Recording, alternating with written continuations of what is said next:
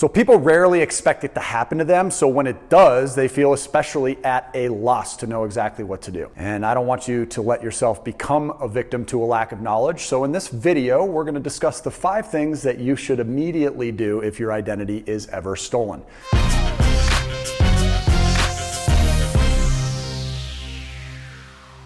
Welcome back to the VIP Financial Education channel, where we are all about helping you go further, faster, financially.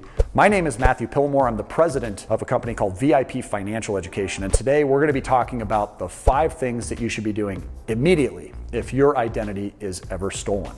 Now, this video isn't just for those who have had their identity stolen, but also for those that haven't as well. To be honest, these are 5 things that really should have been taught in school, so if you ever find yourself in this crappy situation, you're going to know exactly what to do. First, you're going to contact the creditors of the accounts that were compromised. This might include loans, could include credit cards, utilities, bank accounts, in some cases even the IRS. Sadly, from time to time, you're going to be responsible for some of the charges that are incurred, and it's handled on a case-by-case basis from each service provider or lender. If you've just become a victim to identity theft, you should worry about that later. At this point, you need to alert each creditor to the fraudulent activity to help prevent any further misuse of your account. The second thing to do is call the police, and it may seem like a no-brainer, but you'd be surprised how few victims actually report identity theft. Bottom line, identity theft is a crime, and the police should know about it. Unfortunately, thousands of cases do go unreported every single year because people don't realize that it has happened to them, or because they don't think the police can actually do anything about it. And the truth is, the police may not always be able to do something about it, especially immediately, but if it occurred months ago and clues are cold, what do you expect? Your report might help out, and at the very least, having a police report can help you in the other steps of this list as well. The third thing to do is contact the FTC. In order to reach out to the Federal Trade Commission, you'll go to their website at www.identitytheft.gov to report identity theft and get a recovery plan.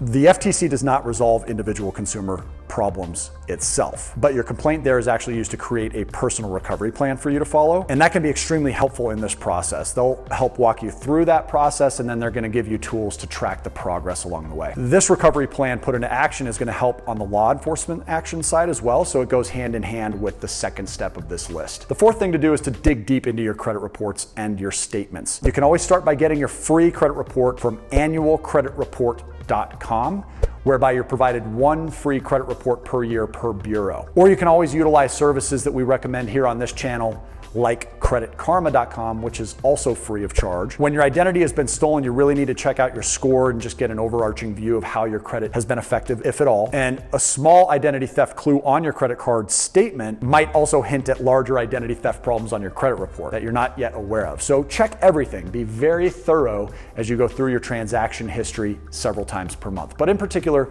checking your credit report for address information that doesn't belong to you and credit accounts that don't belong to you is key. Now, while you're at it, if you realize your credit has been used and people are opening accounts in your name using your identity, it's going to be important to consider putting an initial 90-day fraud alert on your credit reporting. And you can do this at any of the 3 credit reporting agencies, and they will go ahead and pass on the fraud alert to the other 2 reporting agencies for you. Fraud alerts are free as well, and they offer an additional layer of protection by requiring new creditors to prove that you're actually authorizing an inquiry. However, it can make the acquisition of new and very valuable debt weapons much more difficult to get. So analyzing the best options would be very important, and something that might require a coaching session. The 5th and final step here is to keep accurate records of absolutely everything.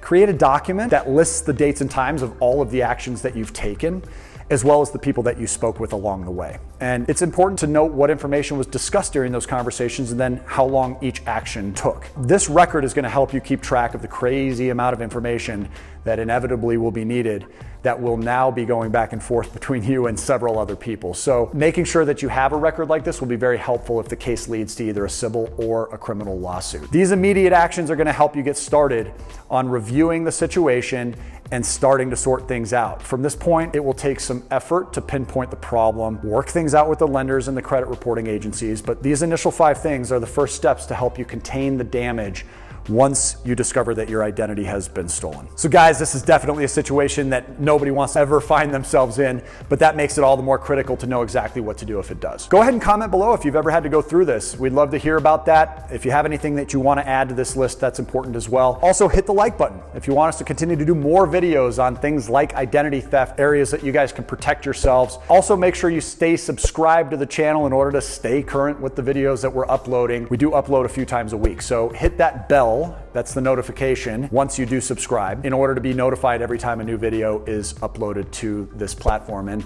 I just want to say thanks again for checking out the channel. We do obviously appreciate your viewership very much.